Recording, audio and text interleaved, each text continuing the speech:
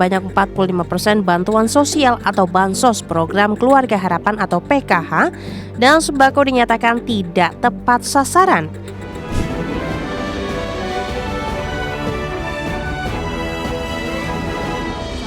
Badan Komunikasi Pemerintah mengungkapkan sebanyak 45% bantuan sosial program Keluarga Harapan atau PKH dan sembako dinyatakan tidak tepat sasaran. Nilai penyaluran yang tidak tepat sasaran tersebut tak tanggung-tanggung setara dengan 14 hingga 17 triliun rupiah.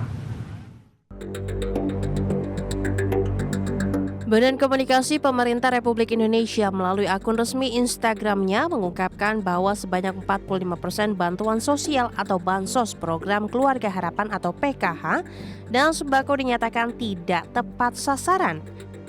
Nilainya mencapai 14 hingga 17 triliun rupiah.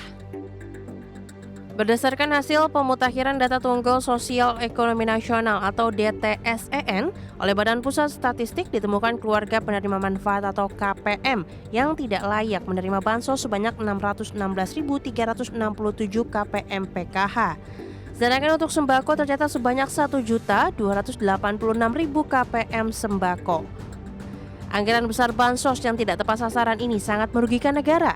Terlebih lagi, nilainya cukup tinggi, diprediksi mencapai 17 triliun rupiah. Untuk itu, salah satu langkah yang dilakukan pemerintah yaitu melalui program pilot digitalisasi perlindungan sosial yang didukung oleh pemutakhiran identitas kependudukan digital atau IKD untuk memperkuat verifikasi data penerima. Diharapkan kedepannya proses penyaluran bansos dapat dipantau secara transparan, aman, dan akuntabel. Selain itu, digitalisasi bansos diharapkan mampu mendorong pemberantasan kemiskinan lebih tepat sasaran sekaligus memberikan perlindungan sosial yang lebih baik bagi masyarakat miskin dan rentan. Dari Jakarta, Tim Liputan, IDX Channel. Ya, temuan ketidaktepatan penyaluran bansos yang nilainya mencapai 17 triliun rupiah menjadi hambatan dalam percepatan program perlindungan sosial. Pemerintah pun akan memberlakukan sistem digitalisasi data penerima manfaat.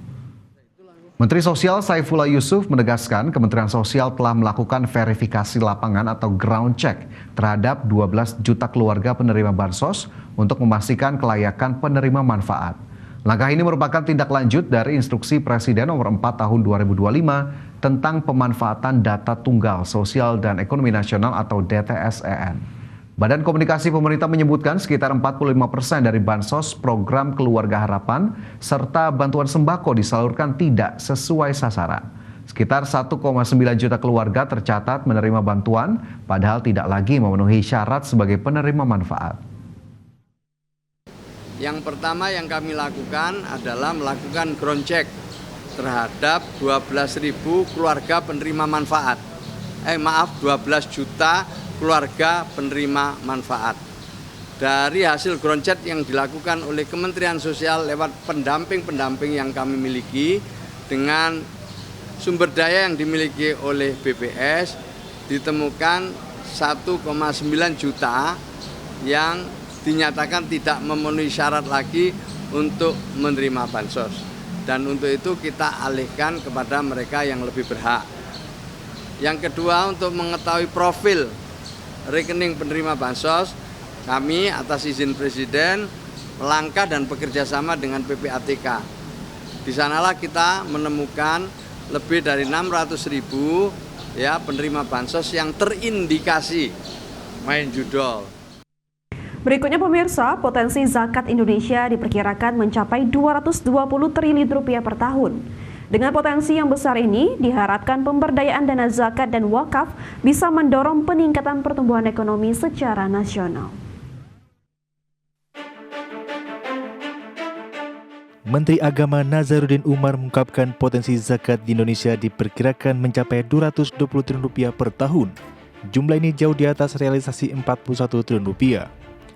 Untuk itu, potensi zakat dan wakaf perlu terus digelontorkan agar pengumpulan dan pendistribusiannya memberikan dampak nyata kepada masyarakat. Menteri Agama Nazaruddin menekankan penguatan zakat dan wakaf dapat memberi dampak signifikan terhadap pengentasan kemiskinan, termasuk bila dimaksimalkan dana zakat dan wakaf bisa berfungsi untuk mendorong pendidikan masyarakat Indonesia. Di sisi lain, menurut Menteri Agama, potensi zakat dan wakaf telah menjadi salah satu strategi pemberdayaan ekonomi umat, sebagaimana yang telah dipraktikkan di sejumlah negara lain, Untuk itu di Indonesia penguatan zakat dan wakaf harus bermanfaat menjadi strategi pemberdayaan ekonomi produktif bagi masyarakat. Dari Jakarta, Tim Liputan IDX Channel.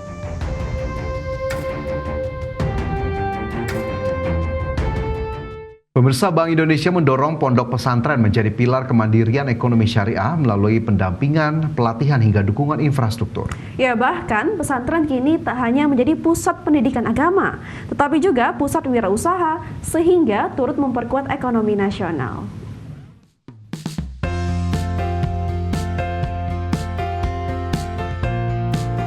Sejak pagi, aktivitas di Pondok Pesantren Amanatul Ummah di Pacet, Mojokerto mulai ramai.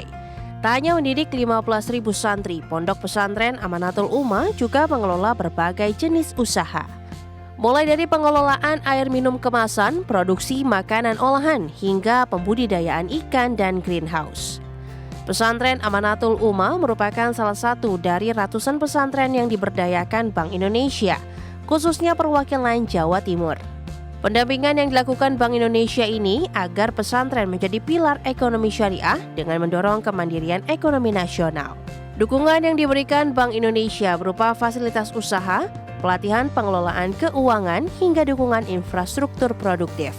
Sehingga ke depan pesantren menjadi pemain ekonomi yang kuat dan turut memperkuat ekonomi nasional. Intinya adalah bagaimana kita melihat potensi ekonomi yang ada di pesantren itu bisa mandiri. Itu konsep awalnya. Karena kita lihat untuk pengembangan ekonomi keuangan syariah, potensi besar ya dari masyarakat pesantren itu. Itu yang pertama. Langkah Bank Indonesia disambut baik para pengurus pondok pesantren. Program ini dinilai tidak hanya mampu membuat kemandirian pondok pesantren, melainkan meningkatkan ekonomi masyarakat sekitar. Terlebih, hal ini bisa memberikan edukasi anak muda, khususnya ribuan santri untuk menjadi wirausahawan, sehingga meningkatkan rasio kewirausahaan nasional. Kami dari Ponpes Amanatul Ummah berharap agar kerjasama ini terus terjalin. Kerjasama dengan Bank Indonesia ini terus terjalin, karena banyak kebermanfaatan yang kami rasakan, apalagi utamanya tentang perekonomian syariah, karena memang pesantren itu harus berdaya saing dengan lembaga-lembaga lain. Pesantren tidak bisa diremehkan. Pesantren itu menjadi barometer keberhasilan para pemuda di Indonesia. Jawa Timur menjadi salah satu provinsi yang dibidik Bank Indonesia untuk menjadi pusat ekonomi dan keuangan syariah nasional. Dengan jumlah 42 juta jiwa penduduk dengan 97% beragama Islam, Jawa Timur memiliki lebih dari 7.300 pondok pesantren, sehingga memiliki andil dalam pengembangan ekonomi syariah. Dari Surabaya, Jawa Timur, Adi Firmansyah, IDX Channel.